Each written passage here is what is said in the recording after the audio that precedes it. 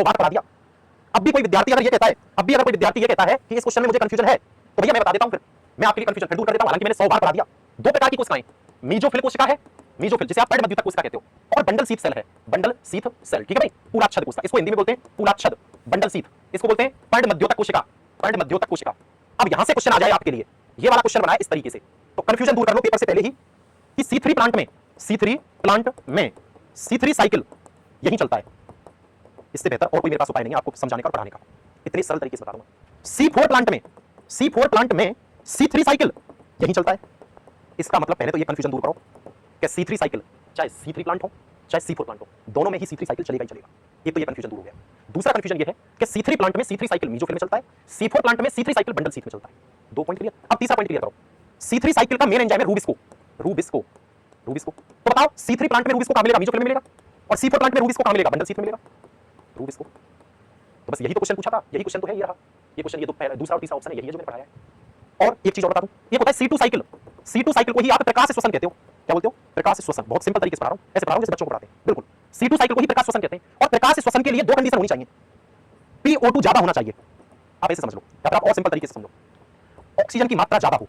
ठीक है भैया, मात्रा ज्यादा, एरो के निशान से मतलब ज्यादा, और CO2 की मात्रा कम हो। अब तो ठीक है, अगर लीफ के अंदर, अगर कोई पत्ती के अंदर, आप समझो इस तरीके से, आप समझो इस तरीके से, ये मेरे पास कोई लीफ है, ये मेरे पास कोई पत्ती है, अगर इस पत्ती के अंदर ऑक्सीजन ज्यादा हो गई और CO2 कम हो गई, अगर इसके अंदर ऑक्सीजन ज्यादा हो गई, CO2 कम हो गई, तो क्या चलेगा? तो प्रकाश श्वसन होगा। और प्रकाश श्वसन होगा और वो कोई ATP नहीं बनाएगा, नो ATP, नो ATP। तो भैया वेस्टफुल प्रोसेस है। जब कोई ऊर्जा बनी नहीं रही तो कैसी हो गई? वेस्टफुल। तो ये व्यर्थकारी अभिक्रिया है, व्यर्थकारी, वेस्टफुल अभिक्रिया है। एक बात, और इसमें पहला कंपाउंड 2 कार्बन का बनेगा। कितने कार्बन का बनेगा? 2। पहला कंपाउंड 2 कार्बन का, तो 2 कार्बन का ग्लाइकोलेट बनेगा, इसलिए इसको ग्लाइकोलेट साइकिल बोल रहे हैं। और ये प्रकाश श्वसन 3 कोशिकाओं में होगा। प्रकाश श्वसन कितने कोशिकाओं में होगा? प्रकाश श्वसन ये 3 कोशिकाओं में होगा। Chloroplast, mitochondria, peroxisome. Chloroplast, mitochondria और पेरोक्सिसोम। क्लियर हो गया भैया? क्लियर हो गया ना? ये चीज है। अगला क्वेश्चन है, किसके अलावा प्रोकैरियोट में यूकैरियोट के अंगक नहीं पाए जाते? किसके अलावा प्रोकैरियोट में यूकैरियोट के अंगक नहीं पाए जाते? कोई इन 4 में से कोई एक, ये माइटोकॉन्ड्रिया है, ये लाइसोसोम है, ये राइबोसोम है, ये गोल्गी है। इन 4 में से कोई एक ऐसा है जो दोनों में मिल रहा है। एक ऐसा है कोई जो दोनों में मिल रहा है, बता दो भाई, फटाफट फटाफट फटाफट फटाफट। भाई नमस्ते नमस्ते, क्लास अच्छी लग रही हो, प्रॉपर क्लियरेंस के साथ चीजें चल रही हो तो कमेंट करके जरूर बताइएगा। एक पत्ती का नुकसान करवा दिया होता आपने, बताओ। तो ये सर राइबोसोम तो है, राइबोसोम प्रोकैरियोट और यूकैरियोट दोनों में पाया जाता है। ठीक है, अच्छा राइबोसोम, ये क्वेश्चन है, पॉलीसोम किसे कहते हो? पॉलीसोम, पॉलीसोम, पॉलीसोम का मतलब है ये mRNA है 5 प्राइम से 3 प्राइम। इस mRNA पर यदि एक से ज्यादा राइबोसोम आकर के जुड़ जाएं, यदि इस mRNA पर एक से ज्यादा राइबोसोम आ जाए तो that is called polysome. Polysome को बोलते हैं पॉलीराइबोसोम, पॉलीराइबोसोम। और इन दोनों यूनिटों को जोड़ने के लिए, इन दोनों यूनिटों को जोड़ने के लिए मैग्नीशियम आयन की सांद्रता चाहिए 0.01 मोलरिटी। ये वाली बात भी आप याद रखोगे। बिल्कुल क्लियर हो गया? पॉलीसोम का मतलब क्या? और पॉलीसोम का अगर क्वेश्चन आरपीएससी बना के देती है, अगर क्वेश्चन आरपीएससी बना के देती है कि क्यों बना पॉलीसोम, डिफरेंट लेवल लेके आती है, डिफरेंट पैटर्न लेकर आती है, तो डिफरेंट लेवल या डिफरेंट पैटर्न अगर आरपीएससी लेके आती है तो आपको लिखना है पॉलीसोम या पॉलीराइबोसोम का निर्माण पॉलीपेप्टाइड चेन के लिए हुआ है, पॉलीपेप्टाइड चेन के लिए हुआ है। और पॉलीपेप्टाइड चेन को ही बोलते हैं प्रोटीन। क्या बोलते हैं? प्रोटीन निर्माण। तो सीधी सी बात है, यदि कथन कारण में वो क्वेश्चन बना देते हैं हमारे लिए कि बताइए पॉलीराइबोसोम का निर्माण पॉलीपेप्टाइड चेन के लिए हुआ है, तो कथन सही है। अब यहीं पर कथन कारण के 2 क्वेश्चन और आ जाते हैं। कथन दे रखा है आपको, कथन दे रखा है आपको, ध्यान से सुनना, कथन दे रखा है आपको कि mRNA राइबोसोम के साथ जुड़कर, mRNA राइबोसोम के साथ जुड़कर प्रोटीन निर्माण में भाग लेता है। कथन कारण दिया हुआ है यहीं पर कि mRNA का निर्माण केंद्रक में होता है, जबकि यह कोशिका द्रव्य में प्रोटीन निर्माण के लिए आता है। तो बिल्कुल सही बात है ये वाली बात। आगे बात समझ में क्लियर हो गया? ये वाली बात भी बिल्कुल सही है। इसका निर्माण कहां हुआ? केंद्रक में। आया कहां? कोशिका द्रव्य में। सोचो, और कोशिका द्रव्य में आकर के नष्ट हो जाएगा। तो सबसे कम आयु वाला, अल्पजीवी वाला आरएनए कौन सा होता है? mRNA। इसका काम केवल प्रोटीन बनवाना है शरीर में, और कुछ नहीं है। ये प्रोटीन बनवाएगा और चला जाएगा। सबसे ज्यादा स्थायी आरएनए, स्थायी स्टेबल आरआरएनए होता है, राइबोसोमल आरएनए होता है। mRNA के पास केवल सूचनाएं हैं, और सूचनाएं जिस रूप में होती है उन्हें बोलते हैं कोडॉन। क्या कहते हैं? कोडॉन कहते हैं। क्या कहते हैं? कोडॉन कहते हैं। कोडॉन का मतलब कुछ विद्यार्थियों को समझ में नहीं आता है, जो मैथमेटिक्स बैकग्राउंड से विद्यार्थी हैं उनको मैं वरदान साबित होता हूं उनके लिए। क्यों? क्योंकि उनका कहना है कि सर ये कोडॉन, कोडॉन क्या होता है? तो कोडॉन एक सूचना है। मैंने कोई बात तुम्हें बोली और तुमने उसके अकॉर्डिंग कोई काम कर दिया, बस यही चीज है कोडॉन। कोडॉन mRNA के ऊपर पाए जाते हैं और अमीनो अम्लों को सूचना देते हैं, और अमीनो अम्ल प्रोटीन बना देते हैं। तो अमीनो अम्लों को कोड करने का काम, कोड करना मतलब उनको सूचना देना। हमारा विद्यार्थी कंफ्यूज हो जाता है, कोड करना, कोड करना, कोड करना। कोड करने का मतलब है इंफॉर्मेशन को दे देना। चलो भैया, ये कह रहा है टेलोफेज फर्स्ट के लिए, कोई बात कह रहा है कि टेलोफेज फर्स्ट के लिए क्या सही है।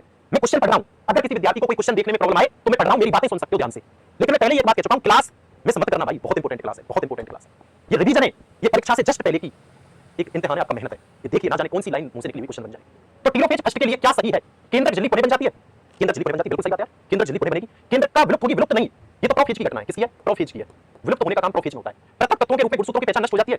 नहीं, प्रत्येक गुणसूत्र में एक क्रोमेटिड होता है। नहीं, तो क्या सही है? सही क्या है? केंद्रक झिल्ली पुणे आ जाएगी। हमें पता है सर टेलोफेज, टेलोफेज जो होती है, देखो भैया ये फर्स्ट सेकंड से मतलब मत रखो। टेलोफेज इनवर्सली प्रोपोर्शनल 1/प्रोफेज, जो चीज प्रोफेज में होगी वो टीलोफेज में उसका जस्ट उल्टा होगा, और जो चीज टीलोफेज में होगी उसका जस्ट उल्टा प्रोफेज में होगा। तो ये एक दूसरे की विपरीत अवस्थाएं हैं। कैसी हैं? विपरीत अवस्था है।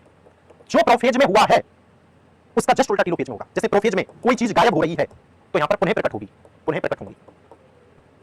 है भाई बिल्कुल सिंपल तरीका पढ़ाने का, बिल्कुल आसान शब्दों में पढ़ाने का, याद रखिएगा। अगला क्वेश्चन, गलत कथन चयन करना है। गलत कथन चयन करना है। अब गलत कथन कौन सा है वो चयन करना है। ये कह रहा है एम अवस्था कोशिका चक्र की सर्वाधिक नाटकीय अवस्था होती है। M phase is the most dramatic period of cell cycle. ठीक है, गलत बताना है। ठीक है, मध्य केंद्र मेगासेंट्रिक, मेगासेंट्रिक समझते हैं जब दोनों गुणसूत्र इस तरीके से गुणसूत्र हो वी आकृति में गुणसूत्र बिंदु बीचों बीच होते हैं, बिल्कुल सही बात है, बीचों बीच होते हैं, जिसमें दोनों भुजाएं बराबर समान भुजानुपात पाया जाता है मेगासेंट्रिक में। केंद्र का के अंदर अंतर्निहित तंत्र केंद्र द्रव्य से निरंतरता रहती है, बिल्कुल सही है। केंद्र का के अंदर कोई भी चीज है तो वो न्यूक्लियोप्लाज्म में तो फैली रहेगी। क्यों? क्योंकि जो केंद्र का होती है, केंद्र का वो बिना झिल्ली वाली है, बिना झिल्ली के। तो बिना झिल्ली की है तो इसका कोई भी पदार्थ केंद्र द्रव्य के साथ जुड़ा होगा, बिल्कुल सही बात है यार, सीधी सी बात है। ये वाली बात भी सही है, ये वाली बात भी सही है। राइबोसोम, हरित द्रव्य में पाया जाने वाला राइबोसोम कैसा होता है? सबप्रेस। माइटोकॉन्ड्रिया की सबप्रेस राइबोसोम से छोटा होता है। ये तो सरासर गलत बात करता है, ये झूठ बोलता है, बिल्कुल सरासर गलत बात करता है।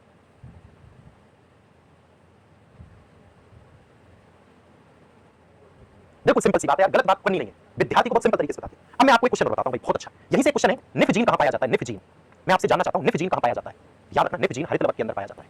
निफ जीन कहां पाया जाता है? हरित लवक के अंदर पाया जाता है, याद रखना। माइटोकॉन्ड्रिया के अंदर, याद रखना, जीनस ग्रीन से अभिरंजित किया जाता है। किससे अभिरंजित करते हैं? जीनस ग्रीन से अभिरंजित करते हैं, याद रखना। बिल्कुल माइटोकॉन्ड्रिया का डीएनए, माइटोकॉन्ड्रिया का डीएनए और क्लोरोप्लास्ट का डीएनए, क्लोरोप्लास्ट का डीएनए, दोनों का डीएनए का याद रखना, दोनों के डीएनए में guanine triple bond cytosine, guanine triple bond cytosine भरपूर होता है, भरपूर। मतलब इनके डीएनए के अंदर ग्वानिन और साइटोसिन की मात्रा ज्यादा होती है कंपैरिजन टू एडेनिन और थाइमिन। तो एडेनिन और थाइमिन, एडेनिन डबल बॉन्ड बनाता है थाइमिन के साथ, ग्वानिन ट्रिपल बॉन्ड बनाता है साइटोसिन के साथ। तो ये माइटोकॉन्ड्रिया का डीएनए और क्लोरोप्लास्ट का डीएनए में ज्यादा होता है। अब एक और बात मैं बताता हूं बहुत ही प्यारी, और तुम ये कहोगे सर मान गए आपको, प्रोकैरियोटिक डीएनए में भी, प्रोकैरियोटिक डीएनए में भी, प्रोकैरियोटिक डीएनए में भी ज्यादा होता है। तो क्या कथन कारण के रूप में मैं ये कह सकता हूं कि प्रोकैरियोटिक का डीएनए बिल्कुल माइटोकॉन्ड्रिया के डीएनए और क्लोरोप्लास्ट के डीएनए जैसा है?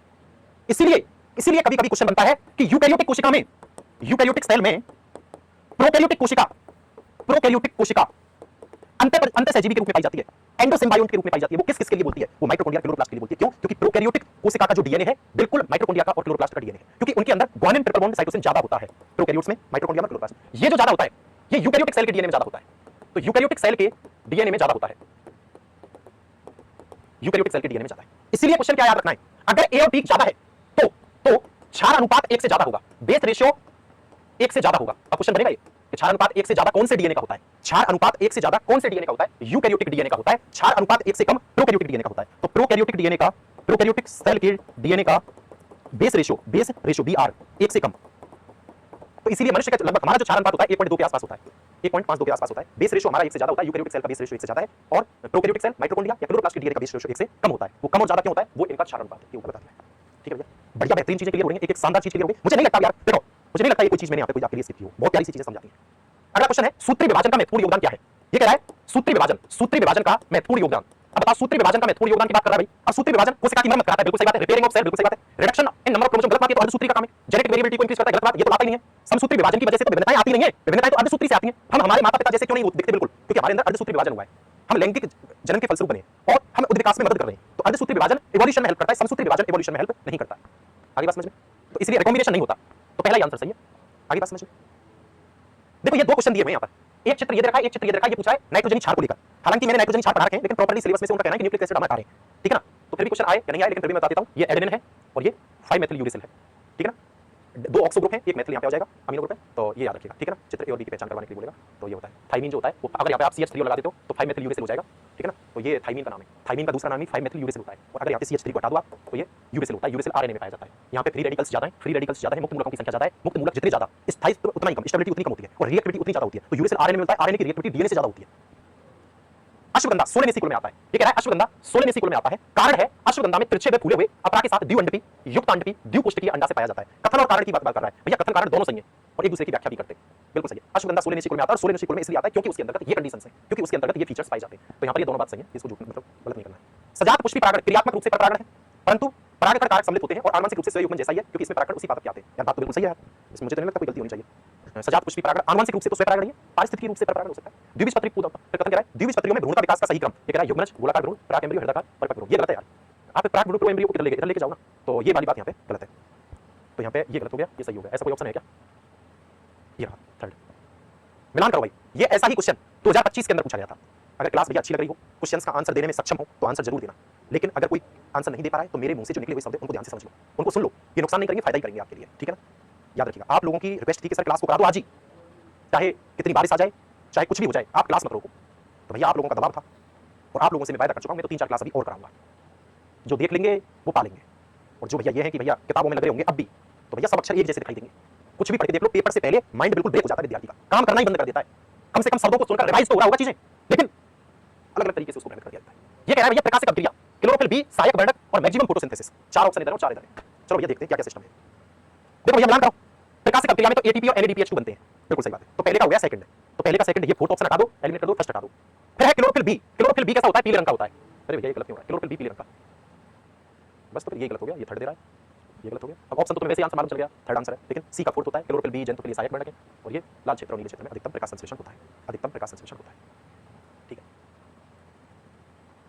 परभक्षक प्रीडेशन, परभक्षक के लिए निम्न कथनों में से कौन सा सही नहीं है, परभक्षक निम्न कथनों में से कौन सा सही नहीं है, बताओ भाई, परभक्षक के लिए पूछ रहा है, तो ये कह रहा है कौन सा सही नहीं है। यह उसी स्तरों पर ऊर्जा स्थानांतरण के लिए एक माध्यम है, ठीक है, सही है। यह शिकार समष्टि को नियंत्रण में रखते हैं, बिल्कुल करते हैं भैया, कंट्रोलेशन में रखते हैं, प्रेडेटर जो होते हैं। प्रतिस्पर्धा करने वाली शिकार प्रजातियों के बीच प्रतिस्पर्धा की तीव्रता को बढ़ाकर प्रजातियों के अंदर विविधता बनाए रखते हैं, ये गलत बात है।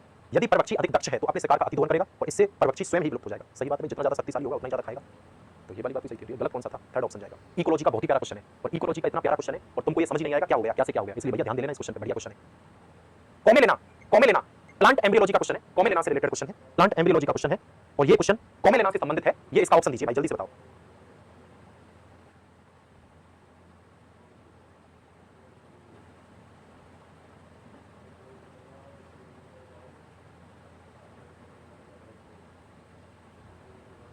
हाँ जी, अरे भैया, अरे सुनो भैया हो क्या रहा है, देखो भैया ये क्वेश्चन छोटे बड़े साइज का तो आप बिल्कुल मत सोचो, क्यों टाइपिस्टों पर क्वेश्चन टाइप ही नहीं हो रहे, इतनी ज्यादा क्लास जल्दी जल्दी हो रही है क्लास कि टाइपिस्ट बेचारे काम ही नहीं कर पा रहे, इसीलिए मैंने स्क्रीनशॉट रखवाए फाइल्स में से डायरेक्ट, कम से कम तुम्हारी मेहनत भाई बरकरार चलती रहे, तुम रुक नहीं पाए, आगे बात समझ में। इसलिए अब तुम ध्यान ये मत दो कि छोटा बड़ा है, तुम तो बिल्कुल खो जाओ स्क्रीन में। तो कॉमेलेना के अंदर बात कर रहा है, कॉमेलेना में कह रहा है केवल, अरे केवल उन्मील कैस्मोगेमस होते, केवल गलत बात, केवल नहीं होते, दोनों प्रकार के पाए जाते हैं, अनुन्मील और उन्मील दोनों प्रकार के कॉमेलेना में पाए जाते हैं। कोई परपरागित परागवर्ती काव्य पर नहीं गा सकता, गा सकता है क्योंकि इसमें तो खुले प्रकार के भी होते हैं और बंद प्रकार के भी होते हैं, ओपन टाइप के भी होते हैं, क्लोज। अनुन्मील पुष्प स्वयं परागण दर्शाते हैं, सही बात है, अनुन्मील तो स्वयं परागण दर्शाएंगे, परागकर्ताओं के बिना बीज निर्माण नहीं हो सकता, गलत बात है, क्यों नहीं हो सकता, स्वयं परागण में तो हो ही जाएगा। तो कॉमेलेना के अंदर जो राइट यहाँ पर बात की गई है, वो राइट बात कौन सी की गई है, अनुन्मील पुष्प जो होते हैं वो स्वयं परागण दर्शाते हैं, बिल्कुल सही बात है, क्योंकि ये क्लिस्टोगेमस होते हैं, बंद होते हैं तो स्वयं परागण दर्शाएंगे। कौन सा कथन असत्य है, कौन सा कथन असत्य है, बाह्य स्थानीय संरक्षण, इकोलॉजी का क्वेश्चन है भाई, इकोलॉजी का क्वेश्चन है, ध्यान से देखना, बढ़िया क्वेश्चन है, अच्छा क्वेश्चन है, मतलब आप ये मान लो बहुत ही प्यारा क्वेश्चन है इकोलॉजी का क्वेश्चन। एक बार मैं और देखता हूं कि स्क्रीन पे प्रॉपर दिखाई देता है, क्वेश्चन नहीं दे रहा है, दे तो रहा है यार, अगर मैं इस तरीके से देख रहा हूं मोबाइल में दिख रहा है क्वेश्चन तो यार, अब ये कोई नेट वगैरह का इशू होगा, थोड़ा बहुत तो अंतर आ सकता है, बाकी का क्वेश्चन तो दिख रहा है। मुकेश जी, अनिल कुमार, आसी, अंकिता यादव, सर कॉन्फिडेंस आ रहा है, ओके ओके, ध्रुव बिश्नोई, अनिल कुमार जी, आरती जाकर, कंचन, शालिनी शर्मा, सभी को भाई नमस्ते नमस्ते, ठीक है। लो भैया,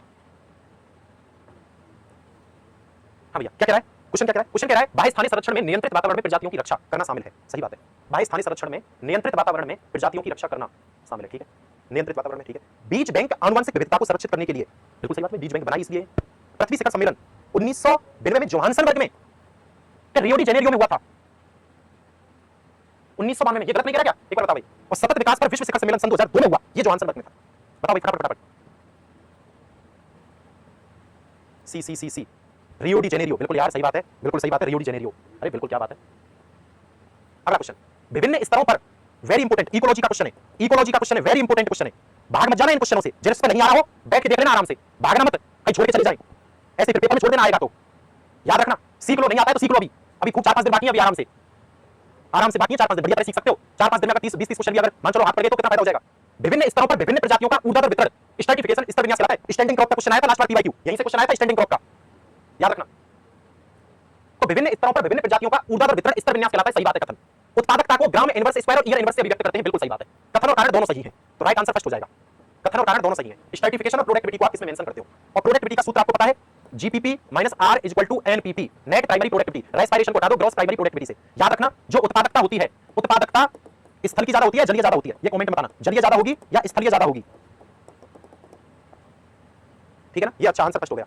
मिलान करो भाई, बहुत बढ़िया क्वेश्चन है, सिंपल भी है। आरयूबीपी क्या कराएगा, मैंने बोला था आरयूबीपी CO2 को लेकर आरयूबीपी, ये CO2 को लेकर आरयूबीपी और फॉस्फोग्लिसरिक एसिड PGA, 3 कार्बन के 2 मॉलिक्यूल बना देगा।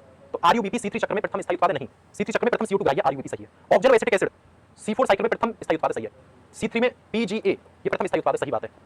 और फॉस्फोइनॉल पाइरुवेट ये प्रथम CO2 ग्राही है किसमें, C4 चक्र में। इधर का मिलान इधर के साथ बिल्कुल एक्यूरेट है, पहले का पहला, दूसरे का दूसरा, तीसरे का तीसरा, चौथे का चौथा। क्लियर है, ठीक, क्लियर है यहाँ पे।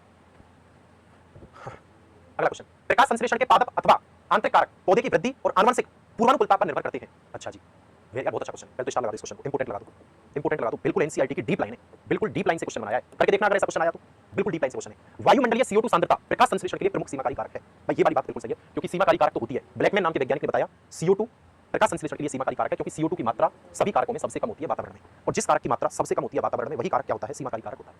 अगली बात कह रहा है वो कि प्रकाश संश्लेषण के पादप अथवा आंतरिक कारक पौधे की वृद्धि, सही बात है, और आनुवंशिक पूर्वानुकूलता पर निर्भर करते हैं। ये वाली बात भी बिल्कुल सही है, तो दोनों ही बात सही है, कथन फर्स्ट और कथन सेकंड दोनों सही है, तो राइट आंसर जाएगा फर्स्ट। कौन सा जाएगा, फर्स्ट जाएगा।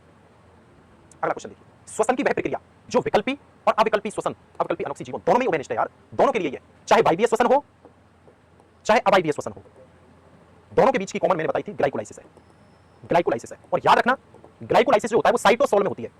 कुछ विद्यार्थियों को ये नहीं पता है कि साइटोप्लाज्म क्या है और साइटोसोल क्या है। साइटोसोल वो वाला पार्ट है जहां पर एक्टिविटीज जो होती है सेल के अंदर की जो एक्टिविटी वो होती है वहां, ठीक है ना, याद रखना। तो ग्लाइकोलाइसिस साइटोसोल में होती है, और ये अवायवीय और वायवीय दोनों प्रकार के। याद रखना इसमें ना तो O2 चाहिए और ना ही CO2 निकलती है, ना ही CO2 निकलती है, ना तो O2 चाहिए और ना ही CO2 निकलती है, ठीक है ना, ग्लाइकोलाइसिस में। और ग्लाइकोलाइसिस में नेट प्रॉफिट जो होता है, नेट प्रॉफिट वो 2 ATP का होता है, 2 ATP का। टोटल जो बनती है वो 4 ATP बनती है, जो कि एक पहले और तीसरे स्टेप पर 2 खर्च हो जाती है, तो नेट प्रॉफिट 2 का बचता है। ग्लाइकोलाइसिस को EMP पाथवे भी कहते हैं, तीनों वैज्ञानिकों के नाम है, EMP पाथवे भी कहते हैं ग्लाइकोलाइसिस को, EMP पाथवे भी कहते हैं। लिंक रिएक्शन जो होती है ये 2 बार चलती है, मैं तो वो पॉइंट बताऊंगा तुम्हें जो तुम्हें ट्रिक देंगे, 2 बार चलती है। क्रेब साइकिल भी 2 बार चलता है। ETS जो होता है इलेक्ट्रॉन ट्रांसपोर्ट, ये क्रिस्टी पर होता है, FADH2 और NADH2 से एनर्जी निकलवाता है। भाई एंजाइम का क्वेश्चन है, इग्नोर कोई मत करना, जितना बड़ा क्वेश्चन है उतना ही प्यारा क्वेश्चन है। चैप्टर का नाम है एंजाइम, आपके सिलेबस में दे रखा है एंजाइम से लास्ट ईयर भी क्वेश्चन आया था एलोस्टेरिक साइट को लेकर, लास्ट ईयर भी क्वेश्चन आया था एलोस्टेरिक साइट को लेकर। क्वेश्चन का तरीका देखो, इतना बेहतरीन क्वेश्चन बनाया इन्होंने, इन्होंने कहा सही क्रम लगाना है आपको एंजाइम क्रिया के उत्प्रेरण चक्र के संदर्भ में। यार कितना प्यारा क्वेश्चन बनाया इन्होंने, उत्प्रेरण चक्र के संदर्भ में सही क्रम बताना है। बांधने वाला क्रियाधार एंजाइम के आकार में इस प्रकार से बदलाव करता है कि क्रियाधार एंजाइम से मजबूती से बन जाता है। ओके, सर्वप्रथम क्रियाधार सक्रिय स्थल से व्यवस्थित होकर एंजाइम के सक्रिय स्थल से बनता है, तो सबसे पहले तो ये काम होगा भाई, सबसे पहले एंजाइम और अभिकारक आपस में जुड़ेंगे, एंजाइम के पास एक्टिव साइट है, अभिकारक वहां से जुड़ेगा एक्टिव साइट से, पहली बात। दूसरी बात क्या होगी भाई, दूसरी बात होगी जब जुड़ेंगे तो मजबूती से जुड़ेंगे, ये बात होगी। फिर तीसरी बात क्या कर रहा है, एंजाइम नवनिर्मित उत्पाद को मुक्त करता है।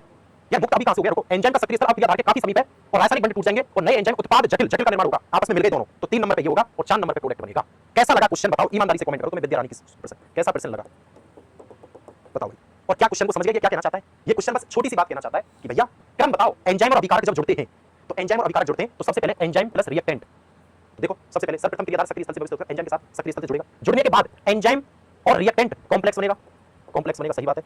और फिर क्या होगा, प्रोडक्ट बनेगा, ये वाली बात भी सही है। बीच में यहां मजबूती से जुड़ जाएंगे, गजब प्रश्न था, बहुत बढ़िया प्रश्न था। वायवीय श्वसन के दौरान कितनी O2 निकलती है, ऐसा क्वेश्चन मैं लास्ट क्लास के अंदर भी बता चुका हूं। वायवीय श्वसन के दौरान कितनी CO2 निकलेगी, तो वायवीय श्वसन में कौन कौन सी अभिक्रियाएं, ग्लाइकोलाइसिस है, लिंक रिएक्शन है और क्रेब साइकिल है, क्रेब्स चक्र है। अब बताओ भाई कितनी CO2, ग्लाइकोलाइसिस में 0 CO2, ठीक है ना, और जो लिंक रिएक्शन है, लिंक रिएक्शन में 1 CO2 और क्रेब साइकिल में 2 CO2, तो बताओ ये राइट आंसर क्या होगा, 1 और 2, 3 हो गए, 3 हो गए आंसर। लेकिन रुको, अब यही क्वेश्चन यूपीपीएससी ने पूछा था, उत्तर प्रदेश के अंदर लेक्चरर के पेपर में क्वेश्चन आया था, ऐसा ही क्वेश्चन उत्तर प्रदेश के अंदर लेक्चरर में आया था, छोटा सा क्वेश्चन है और देखो डिबेटफुल क्वेश्चन। अब लिंक रिएक्शन भी तुम्हें पता है 2 बार चलती है, 2 बार, तो 2 बार चलती है तो 2 CO2, और क्रेब चक्र भी 2 बार चलता है, 2 बार चलता है तो 4 CO2, तो आंसर पर यहां पे कितना होना चाहिए, 6 CO2 होना चाहिए। लेकिन ऑप्शन में 6 CO2 नहीं है, इसलिए आपको राइट क्या लगाना है, 3 CO2 लगाना है। गजब तरीका से देखो, यहां पे 6 CO2 नहीं दे रखी भाई, तुम्हें पता है लिंक रिएक्शन भी 2 बार चलती है और क्रेब चक्र भी 2 बार चलता है, तो जब एक लिंक रिएक्शन में 1 CO2 तो 2 लिंक रिएक्शन में 2 CO2, एक क्रेब चक्र में 2 CO2 तो 2 क्रेब चक्र में 4 CO2 और 4 और 2 6। हां जी बोलो भैया, हो गया क्लियर। एक एंजियोस्पर्म पादप के नर युग्मकोद्भिद तथा मादा युग्मकोद्भिद के बीच समान विशेषता को चिह्नित करो। मतलब यार क्वेश्चन कितना प्यारा क्वेश्चन है, रियलिटी में गजब क्वेश्चन है, बहुत दांसू क्वेश्चन है, बहुत दांसू क्वेश्चन। एक प्रारूपिक एंजियोस्पर्म पादप के नर युग्मकोद्भिद और मादा युग्मकोद्भिद के बीच समान विशेषता को चिह्नित करो। लेकिन मैं तुम्हें बताता हूं ये क्या क्वेश्चन कहना चाह रहा है, ये क्या क्वेश्चन कहना चाह रहा है। ये कह रहा है नर युग्मकोद्भिद, नर युग्मकोद्भिद का मतलब पता है क्या है तुम्हें, परागकण। तुम्हारा परागकण पहली कोशिका होता है नर युग्मकोद्भिद का, जिसके अंदर 2 केंद्रक बना लेता है वो, एक बड़ा कायिक केंद्रक और एक छोटा कौन सा केंद्रक होता है, जननिक केंद्रक। और जननिक केंद्रक आगे चल के जनन कोशिका बन जाती है और जनन कोशिका 2 नर युग्मक बनाती है राइट। ये है गया नर।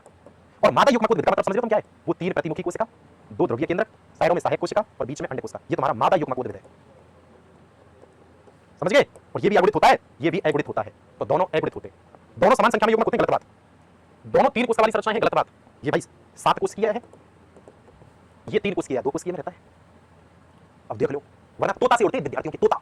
ओ किसी ने नहीं पढ़ाया, किसी ने नहीं पढ़ाया, किसी ने नहीं पढ़ाया, ये क्वेश्चन तो किसी ने कराया ही नहीं। लेकिन सोच के तो देखो, नर युग्मकोद्भिद परागकण, परागकण नर युग्मकोद्भिद की प्रथम कोशिका है एनसीईआरटी के राइट। इधर वाला कौन सा पेज होता है? लेफ्ट वाले पेज पे पहले लिखा हुआ है जब वो नर युग्मकोद्भिद का। और मादा युग्मकोद्भिद मैंने चीख-चीख के चिल्लाया, मादा युग्मकोद्भिद का मतलब ही भ्रूणकोश है, भ्रूणकोश, एम्ब्रियो सैक, एम्ब्रियो सैक।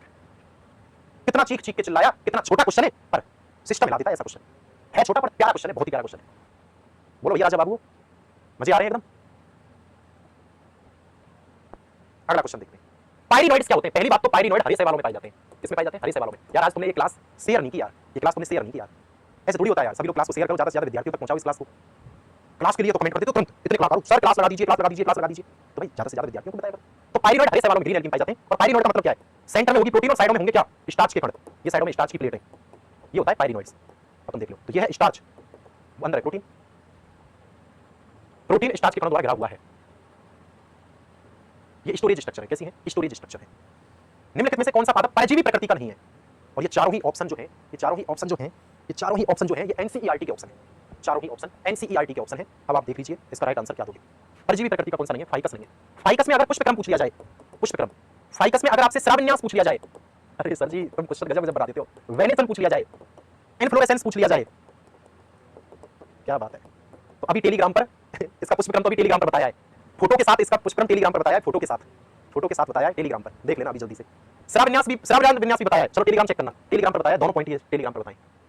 कसकुटा, अमरबेल कहते हैं इसको, अमरबेल। देखिए आपने पीले पीले से रंग की होती है अमरबेल। परजीवी मूल, परजीवी मूल का पैरासाइट रूट का एग्जांपल है, परजीवी मूल, अमरबेल, कसकुटा।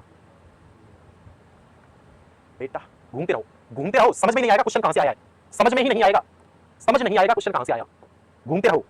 फिर कहना कि सर ओ भैया ये तो पैरेलल वेरिएशन बता रहे हैं, भैया ये कैसा कर रहे हो, ऐसा मत करो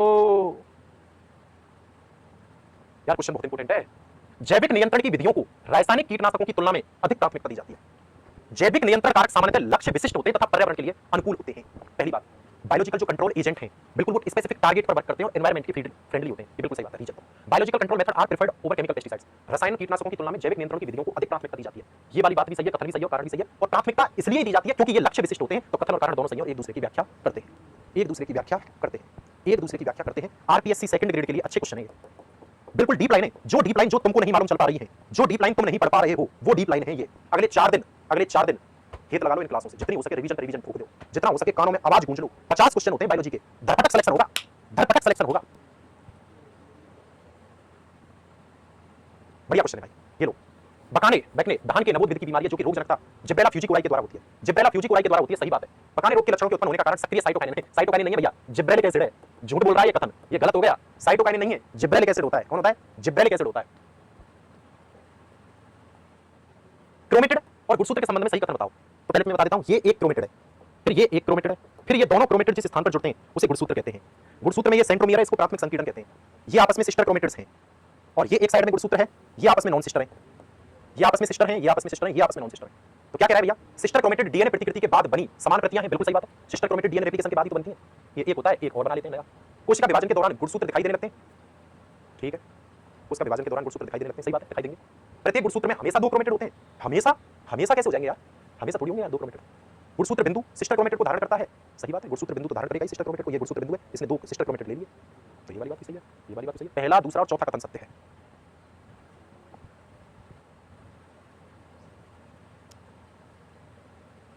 समुदाय में जाति की क्रियात्मक भूमिका और स्थिति क्या कहलाती है? जाति की, समुदाय में, कम्युनिटी में जाति की क्रियात्मक भूमिका और स्थिति क्या कहलाती है? पारिस्थितिकी निकेत कहलाती है। अब बहुत से तो विद्यार्थी ऐसे होंगे, गुरुदेव ये इकोलॉजी का क्वेश्चन है, ये हमको नहीं आता था, इतना छोटा है, इतना ही खतरनाक है, जितना छोटा है उतना ही खतरनाक है।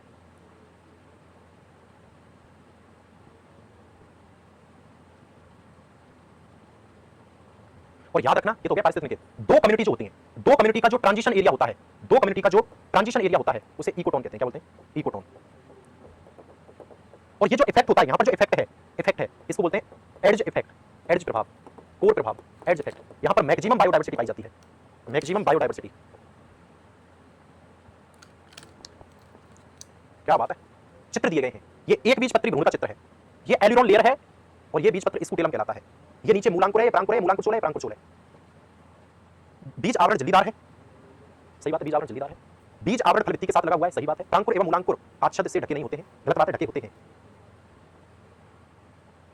तो एक और दो सही। राइजोपस, राइजोपस लास्ट क्लास में पढ़ाया है, जाइगोमाइसिटीज का एग्जांपल है। जाइगोमाइसिटीज जिन्हें संयुग्मी कवक कहते हैं, कॉन्जुगेटेड फंजाई कहते हैं। इनमें बहुकेंद्र की व पट विहीन कवक जाल पाया जाता है, बिल्कुल सही बात है भाई। पट जाल इनका सेनेंशियल और नॉन सेप्टेट होता है, बिल्कुल सही बात है। लैंगिक जनन चल बीजाणुओं के द्वारा होता है, नो। जीवन चक्र में डाइकैरियन अवस्था होती है, नो। जाइगोस्पोर अर्धसूत्री विभाजन का स्थल है, सही बात है। क्योंकि चल बीजाणुओं से नहीं होता, याद रखिएगा, ये तो अलैंगिक बीजाणु हैं, इनमें जाइगोस्पोर है अर्धसूत्री विभाजन। तो पहला और डी ये वाला ऑप्शन यहाँ पे मोर करेक्ट है। बढ़िया, मॉर्फोलॉजी का क्वेश्चन है, बहुत प्यारा क्वेश्चन है, छोटा है लेकिन धांसू है। मॉर्फोलॉजी चैप्टर का क्वेश्चन है, पूरी बायोलॉजी में घूम रहे हो, बढ़िया एकदम शानदार तरीके से। बताओ भाई,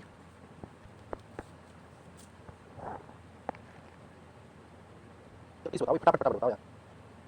ये कह रहा है दलों में ध्वजीय पुष्पदल विन्यास सेम में पाया जाता है, वैक्सिलरी एस्टिवेशन सेम में होता है, पेपिलियोनेसी उपकुल के सदस्य होता है, बिल्कुल सही बात है। परिदलग्न जो होता है, परिदलग्न वो परिदलग्न पुंकेसर बैंगन पाए जाते हैं, गलत बात है। वेदतांडवी जायंग एपोकार्पस लोटस में होता है, सही बात है। आधारीय बीजांडन्यास बेसल प्लेसेंटेशन गेंदा और सूर्यमुखी दोनों में होता है, ये भी सही है। तो गलत कौन सा हो गया? रॉबर्ट मेने, रॉबर्ट मेने क्या बताया था? रॉबर्ट मेने जो बताया था वो क्या बताया था भैया? पॉल एहरलिच की तो रिवेट ऊपर परिकल्पना है। अलेक्जेंडर हम्बोल्ट ने क्या बताया, बताओ?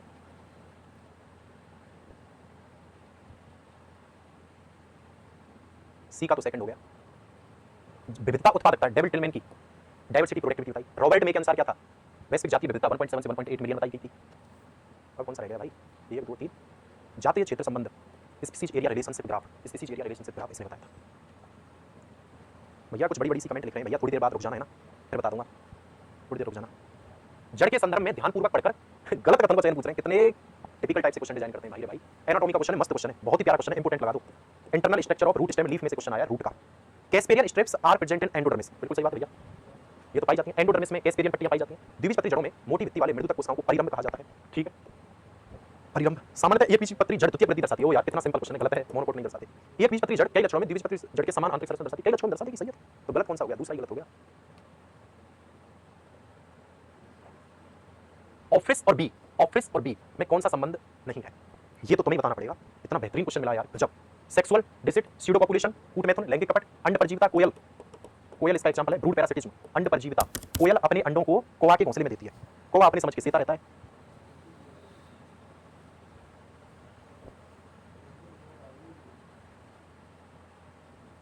ये क्लास बिल्कुल अगर कोई एमपी टेट का विद्यार्थी देख रहा है तो उसके लिए भी इंपोर्टेंट है। ये एमपी टेट वर्ग 2 और वर्ग 1 दोनों के लिए इंपोर्टेंट है। एमपी टेट वर्ग 1 और एमपी टेट वर्ग 2 दोनों के लिए इंपोर्टेंट है। बताओ भैया, बीजांड ग्रंथ, नाभिका, अध्यावरण और निभाग, करो मिलान। ट्यूनिकल, हाइलम, इंटेगुमेंट और चेराइजा। बीजांड काय, बीजांड काय क्या होता है? बीजांड का आधारीय भाग क्या होता है? बीजांड काय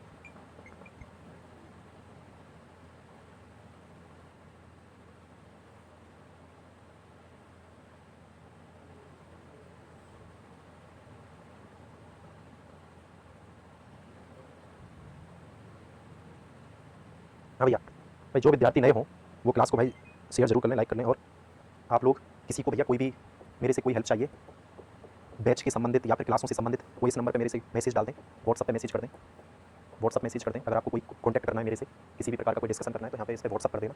कॉल मत करना यार, कॉल बहुत आते हैं यार, है ना। कोई ज़्यादा इमरजेंसी हो तो कॉल पे कर लेना, ऐसा नहीं है मैं कोई कॉल नहीं उठाऊंगा। और ये क्वेश्चन बहुत सिंपल है, ए का फिफ्थ हो जाएगा। बीजांड ग्रंथ, बीजांड का ग्रंथ होता है, ठीक है ना। उसके बाद बी का फोर्थ है वह क्षेत्र जहाँ पर बीजांड और बीजांड ग्रंथ जुड़ते हैं वो नाभिका कहलाता है, ठीक है ना। सी का थर्ड है अध्यावरण, बीजांड की 1 या 2 सुरक्षा परतें होती हैं, 1 या 2 सुरक्षा परतें होती हैं, सही बात है। तो ऐसा ऑप्शन देखने पे सेकंड ऑप्शन मिल गया आपको। कौन सा एक सत्य है? प्लांट टिश्यू का क्वेश्चन है। स्थूल कोण ऊतक, कॉलेन कायमा इज ए यूनिवर्सल टिश्यू, मुझे तो नहीं लगता यूनिवर्सल है। स्क्लेरन कायमा परफॉर्म स्टोरेज, नहीं, गलत बात है। स्क्लेरन कायमा तो भैया मृत होता है, ये खाद्य कहाँ से देने लग गया, ये तो पेरेन कायमा का काम है। पेरेन कायमा एंड स्क्लेरन कायमा हेटेरोजीनस टिश्यू है, नहीं, ये होमोजीनस है। ये विषमांगी ऊतक ना होकर के समांगी ऊतक होते हैं। मृदुतक, स्थूल कोण, ये सब सरल स्थायी ऊतक है, ये सही है, सरल स्थायी ऊतक है, ये वाली बात सही है।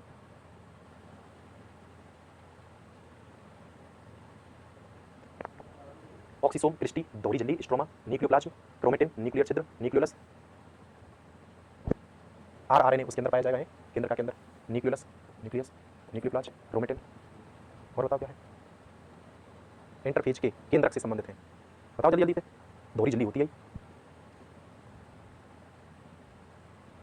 इंटरफेज के केंद्रक से संबंधित कौन कौन से शब्द हैं?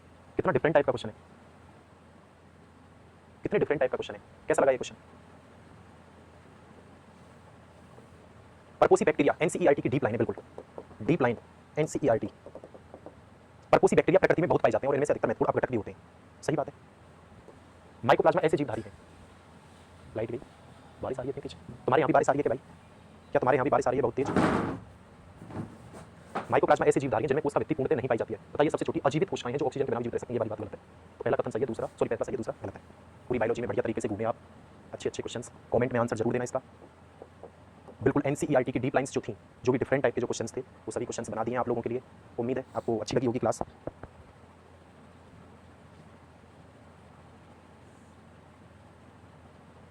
चलो भाई, हमारे एक प्रिय विद्यार्थी हैं कोई जीनियस न्यूज़ तड़का करके, वो बता रहे हैं कि सर अब लोग ये कल कराएंगे और ऐसे क्वेश्चन नहीं आएंगे, टाइम वेस्ट हो रहा है। तो प्रिय सर जी, इससे पहले कि आप क्लासेज जाकर के देख लीजिए कि क्वेश्चन कैसे आते हैं कैसे नहीं आते। और दूसरा, ये कोई आज पहली क्लास नहीं है, ऐसी ढेर सारी क्लासेज, लगभग 500 के आसपास क्लासेज अब तक करा दी गई हैं। तो बहुत सारी क्लासेज करा दी गई हैं। तो आप अगर शायद पहली क्लासेज आपने नहीं देखी हैं तो आप इससे आंकलन ना करें, आप देखें। दूसरा,